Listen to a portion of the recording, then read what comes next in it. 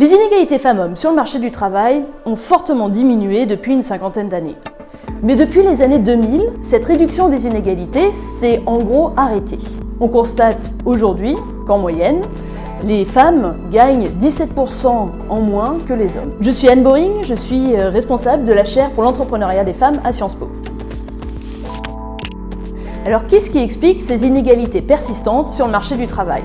Alors, d'une part, on constate que le temps de travail des femmes est en moyenne inférieur à celui des hommes, mais en réalité, ce chiffre de 17% prend déjà en compte le fait que les femmes travaillent davantage à temps partiel.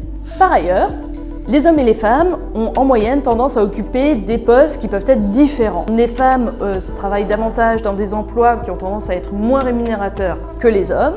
Les femmes travaillent aussi en moyenne pour des entreprises qui ont tendance à payer un petit peu moins bien que le type d'entreprise pour lesquelles les hommes ont davantage tendance à travailler. Il y a d'autres facteurs très importants, notamment le fait que les femmes occupent davantage d'emplois précaires que les hommes, et puis aussi elles ont moins souvent accès à des postes de cadre, donc plus on monte dans la hiérarchie, moins il y a de femmes. Mais par ailleurs, même à poste égal, on constate que les femmes, en moyenne, continuent à gagner moins bien leur vie que les hommes. Un des facteurs très importants reste la persistance des stéréotypes de genre sur le marché du travail. En termes de politique publique, il y a plusieurs solutions envisageables pour réduire ces inégalités persistantes. Tout d'abord, augmenter la durée du congé paternité et créer des incitations pour rendre le congé parental plus attractif pour les hommes. L'objectif, c'est que les entreprises perçoivent le même coût à embaucher un homme ou une femme. Deuxième point, faciliter l'accès des femmes à des postes de responsabilité en entreprise.